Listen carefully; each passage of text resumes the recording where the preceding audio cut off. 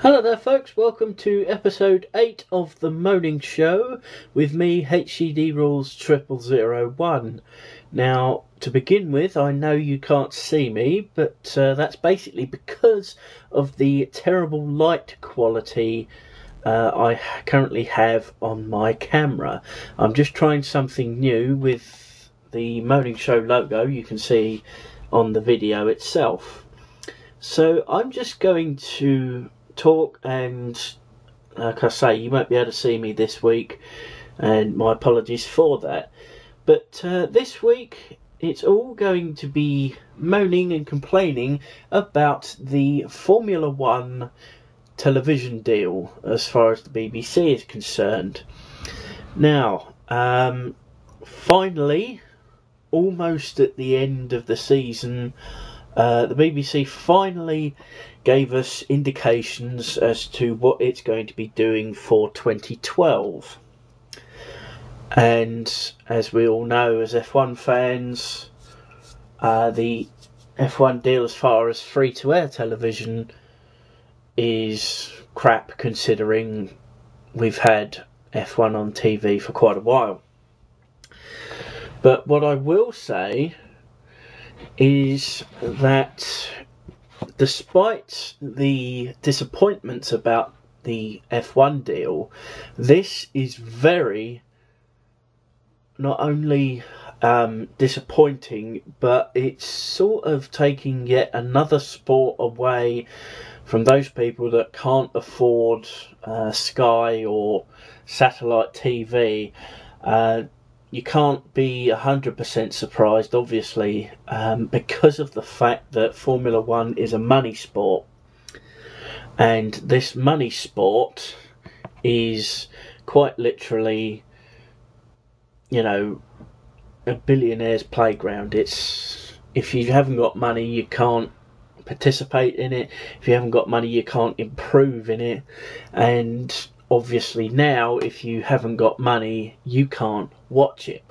What it comes down to is this. The BBC has to save money in all departments. And the way to save the necessary money in the sport department is to dramatically reduce what it spends specifically on its F1 coverage. Now, I've recently read that BBC has extended its live Wimbledon coverage, showing the full 2 weeks, up until around about 2017, and which is a bit of a kick in the backside as far as I'm concerned, because I don't like tennis. You remember how I was talking in episode 1 when I complained about BBC Sport in general. But the problem I have with it is the fact that they continue to show every single day of Wimbledon live. I mean, obviously, if it's raining like it is today, then you know, that does get put back a day. But I'm talking about a sport that, you know, at its peak in Canada this year, the Canadian Grand Prix was watched by over 11 million people in the UK alone. And judging by the amount of fans who watched that, I can safely say that F1 was beginning to win back the fans, because this year we had DRS, the drag reduction system, which means the flappy wing at the back of the car. We had KERS back, which gives you an 80 horsepower boost for about 6.5 to 7 seconds per lap. And all of a sudden F1 starts to get interesting again, you know, really interesting again. And it's gone completely full time from free-to-air screens. But the deal the BBC made by saving 20 million from buying F1 rights for 2012 to 2018, that's the actual deal that's been put down. On one side of it, it's complete dog poop, as I've just said. But I'm looking at the screen now as I record this with all of the information on it to say, oh yeah, this is what we're going to be doing for 2012. And speaking as a long-time F1 fan, I mean, I'm that nuts about Formula 1, I actually named my first pet, my cat, after some advertising on the rear wing of a Williams in 1987. Cannon, for those of you in the know. Obviously I spelt it like the cannon that you fire cannonballs out of, but which kind of scares me, because I mean, if it would have been a couple of years later, he would have been called Marlborough or Rothmans. So it's good that I named him when I did. But as a long-term F1 fan, I wonder if any of you could actually answer me a quick question. What was the first year that Formula 1 was shown complete live coverage? Alright, there were adverts in it. It was ITV. They were the first to show us full live coverage for qualifying and the race. What year was that?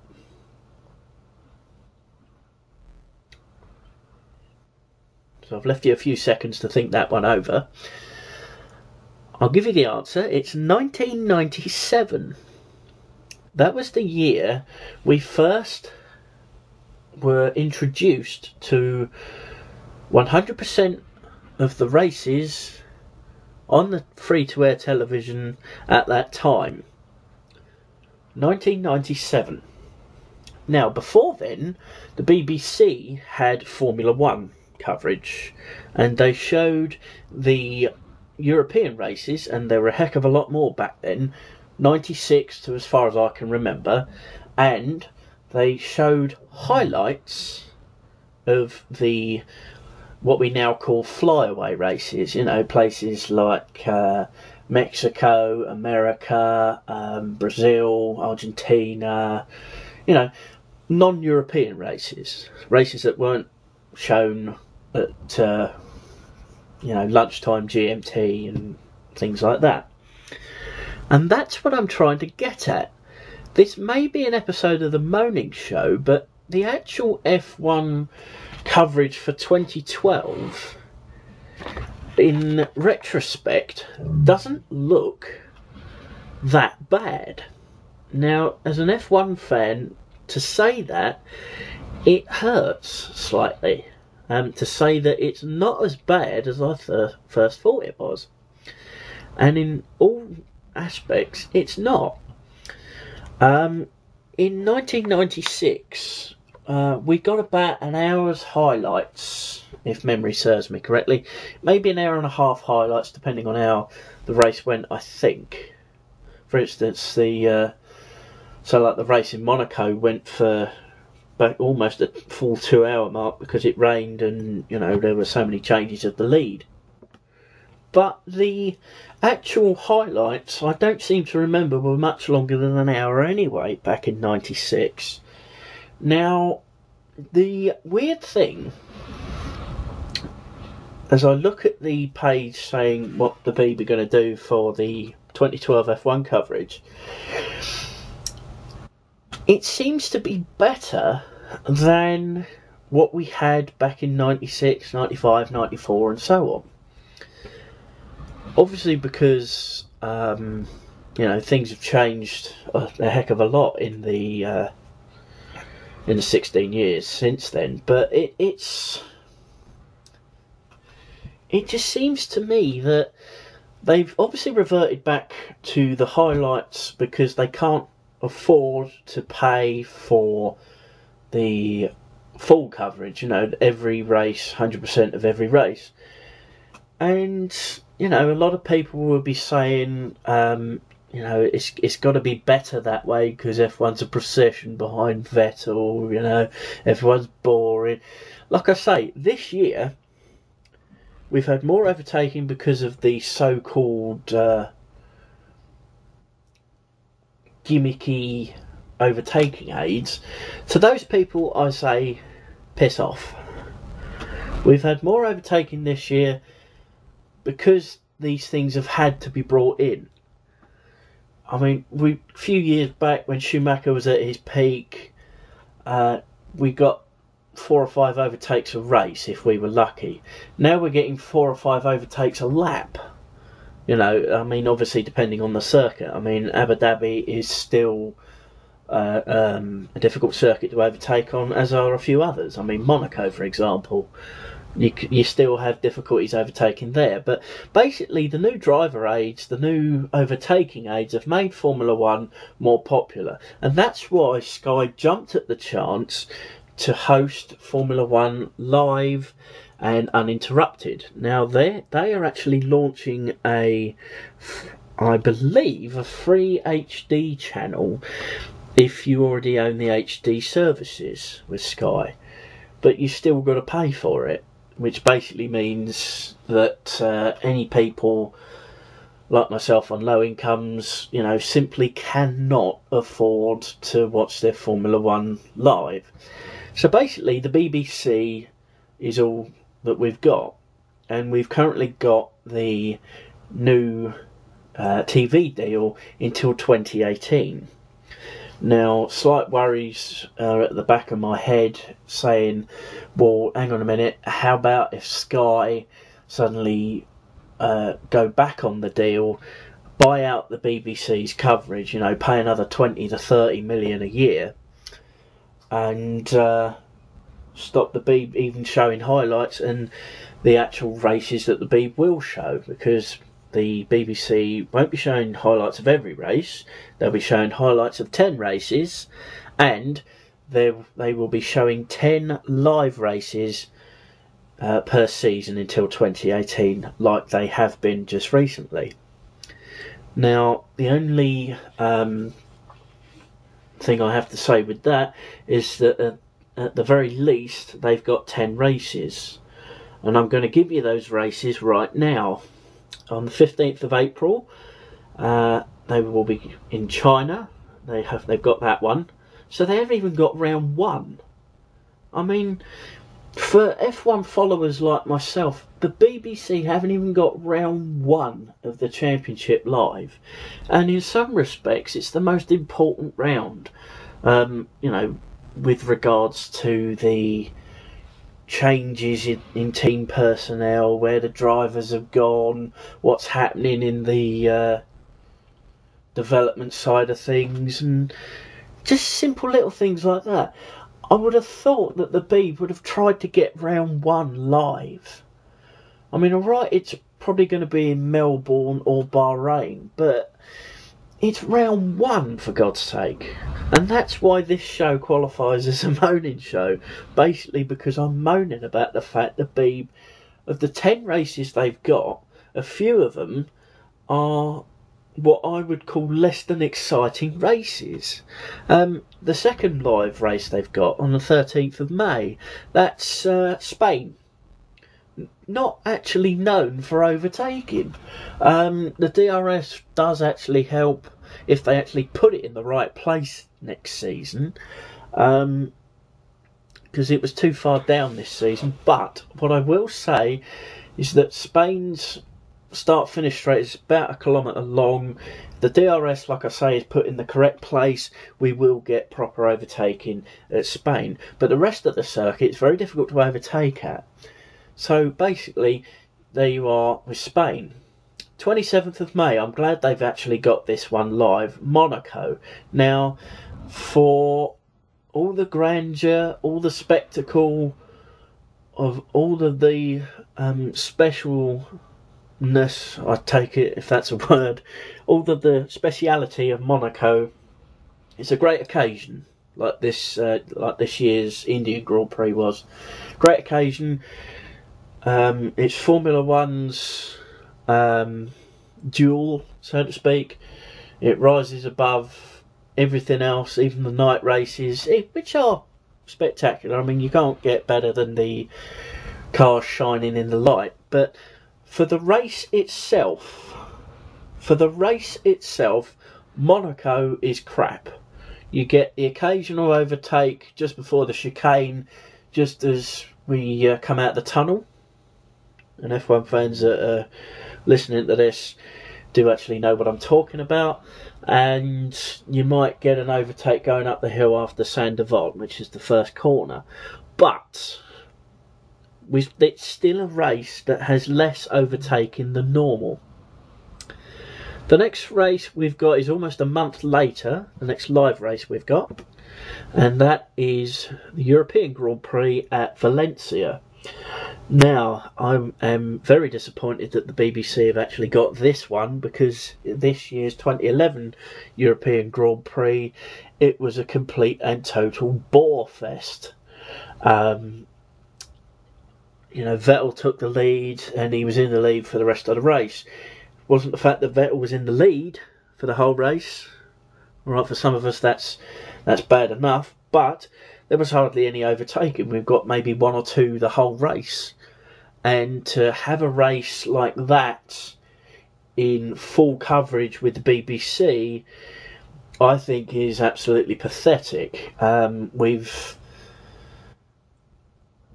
Formula One fans that can't afford Sky have to suffer enough by only being able to watch 100% live races. Just to make it even worse, Valencia European Grand Prix is one of them races, and that's on the 24th of June. Now, the next race they've got is the 8th of July and the British Grand Prix. Now, it's fairly obvious why the BBC have got this one, because it's our home Grand Prix. Fair enough, no problems, and with the new layout of the track, only overtaking can improve. 2011 was a bit of a wet race, and a little bit disappointing. All fair enough, no problems there. But we don't have a live race in August, and I think that is a bit crap, to be honest. We're heading back to the Hockenheim ring at Hockenheim, Germany, for the German Grand Prix this year. No doubt that would have been in August, or that obviously is in August. But we don't have a live race in August, and that is a bit shit in my estimation. But nevertheless, the next Grand Prix that the BBC have live is the Belgian Grand Prix at Spa. Now, Spa is always a fairly good race, because you never know where it's going to be raining, blazing hot sunshine. But anyway, with several drivers like in Spa, including the returning Kimi Raikkonen, who's coming back for what will be known as the Lotus team next season, currently known as Renault, obviously. Kimi's a master at Spa. We'll see what he can do. So, combat the likes of Vettel, Webber, Button, Hamilton, Alonso. So we'll see what happens there. The next race they've got is in a few weeks after that, and it's the 23rd of September, the Singapore Grand Prix. Now, I didn't say about Belgium, but Belgium you do get overtaken, specifically this year at Eau Rouge, the corner where it goes down left and then up and right up the hill. Webber overtook Alonso in one of the best overtaking moves of the season, if not best overtaking moves I've seen in a long time. Going back to Singapore on the 23rd of September, we have, yet again, the BBC have got another live race where overtaking is extremely difficult. And yet again, another 100% live race for the Beeb. Hardly any overtaking because of the nature of the circuit. It's a bit like Monaco in that respect. It just seems to me that the Beeb have got the worst end of the deal as far as the live Grand Prix it's got. I would have thought they would have had the choice over which races they covered live and which ones they didn't cover live. I can understand it to a certain degree with the flyaway races, the highlights, but as far as having Singapore on there, which hardly has any overtaking, yet another reason to be disappointed, be pissed off as far as I'm concerned.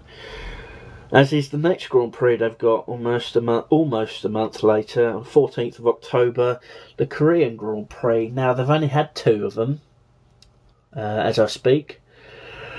And the problem I have with Korea is the fact that there's only been 1 dry race out of the 2. And we hardly had any overtaking there either. And it's one of the Beeb's 10 races that they're going to show live. It's down in black and white in front of me on the internet. They're going to be showing the Korean Grand Prix live. And, alright, the fans wouldn't have had a say in over which Grand Prix that we wanted to see. But yet again, we've got another Grand Prix, 100% live. And there's just going to be like 4 or 5 overtakes the whole Grand Prix. It's total crap. And speaking of overtaking and the lack of it, the next Grand Prix is the 4th of November at Abu Dhabi. Yes, like Monaco. Yes, like Singapore. Yes, like Valencia to some degree. There's magnificent facilities. It's a great occasion for the people that are actually there. You know, the light turning into darkness. I mean, that's a great aspect of the Abu Dhabi Grand Prix. But there's no bloody overtaking. How in the hell can people who've only got free-to-air television, you know, Freeview, FreeSat, whatever, how can we be happy about what the Beeb have decided to show or have been allowed to show that they've got Abu Dhabi? No overtaking this year. I mean, how fair is this? And luckily, they've got the final race of the 2012 season at Brazil on the 25th of November. Now, this year's Grand Prix wasn't the overtake fest that I was expecting it to be. They put the DRS in the wrong place, going up to the end of the first sector, which is just, let's see now, 1, 2, 3, at the end of turn, or just before turn 4, and the DRS should have been on the last long curve, going up to the end of the lap. You know, you could have an entire sector on DRS there, as far as I'm concerned. So they buggered that up a little bit this year. But what I will say is that the Brazilian Grand Prix is usually a pretty good one. This year, 2011, it was crap. I'm glad Mark Webber won it. But in all honesty, if it is going to be like this year's, then the only good races we're going to have on the BBC next year, the only full races that we're going to have are Britain and Belgium, you know, Silverstone and Spa. China may pull a surprise on us, as might Spain if they sort the DRS out. But as looking at the circuits that the BBC actually have, we've got Monaco, we've got Valencia, we've got Singapore, we've got Korea, and we've got Abu Dhabi. We've got 5 Grand Prix there that there's no overtaking on. And considering they're the races that the B were going to show, you know, those 5 races, you could more or less add Korea in there as well. So we've got 6 crap races in 2012, all because the B need to save 20 million in the sports coverage. And as far as I'm concerned, you know, it's like I say, that's the shit side of things. The good side of things, if there is a good side to this deal, is the fact that the highlights at the very least will be 75 minutes long, and not too long after the race is over. With European races, 90-minute highlights, which is more or less the full race. So we're more or less getting the full race, I'd say minus, say, 10-15 laps or so, around about 5:30 at night. And as I say, when they're not showing qualifying, on a highlight program, we'll be having a 1 hour highlight program on BBC Three that night, which won't be so bad, but half of the qualifying hour is taken up with a little bit of chatting between Eddie Jordan and Jake and things like that. And I hope to God that Eddie Jordan stays on the B, because he's been entertaining this year, especially with his shirts, as many of you have noticed, with that silly little awards ceremony for best wow moment. But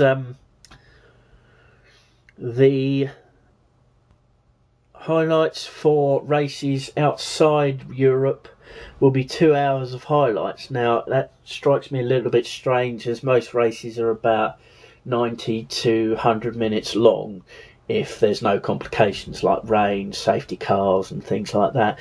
So, in all fairness, I've talked about the crap side. In all fairness, the Formula One deal isn't horrendous. We're more or less getting the entire race in highlights as far as I can tell, and after reading an article from Jake Humphrey on the F1 website, he's more or less confirmed that we're more or less getting the entire race as a highlights program, like I say, minus 10, 15, maybe 20 laps, so they can talk about the race afterwards. As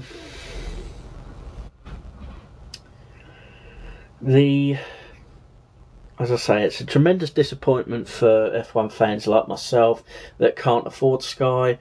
Where I actually live in rented accommodation, and obviously there are other places like this, rented accommodation sometimes will not allow the residents renting the property to have Sky for whatever reason. It makes the place look untidy with a dish outside it, or whatever reason.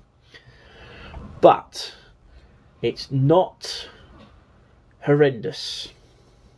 We're still getting the majority of the action. We're still getting the majority of the analysis. But what we won't be getting is Martin Brundle on commentary. Now, not long after the Grand Prix, I went on the site to, see what the final standings were, things like that. And Brundle is going to Sky. Now, I can't blame the guy, really, to be honest. If someone offers you more money to do a job that you're already doing, 90% of people would take the offer and run with it, because Sky will probably be hosting F1 now indefinitely, depending on what their ratings are like. But it appears that the BB's also losing its radio commentator to Sky to be Sky's main commentator. So we're going to get a change in the commentary box, which is a bit of a shame, because Brundle does know what he's talking about. A lot of people call Brundle a little bit arrogant, but he's been in the world of F1. He knows the drivers, he knows the teams, he knows the bloody mechanics, for God's sake. The guy knows what he's talking about. David Coulthard, who joined the commentary team this year, obviously knows what he's talking about, being an ex-driver himself, and he's got at least one more year left on his BBC contract. So I think Coulthard will be staying in the commentary box. I also believe that there'll be a promotion for maybe a radio commentator or commentator from another sport coming in. A lot of people are saying no to Jonathan Ledyard. I would have to agree with that. Unfortunately, you can't turn back the clock and have Murray Walker in the commentary box. That would be awesome. I can't name a commentator offhand. John O'Pearce would be great. Jonathan Pearce from the football. That would be absolutely fantastic. The enthusiasm he would bring would be just brilliant, but I can't see that happening. I haven't got a clue who's actually going to be taking the commentary. They might even leave it to Coulthard himself, I really don't know, but this has all been about the F1 deal. There's actual, I mean, there's obvious disappointment, but there's actual relief as far as I'm concerned, considering the amount of highlights and the length of those highlights.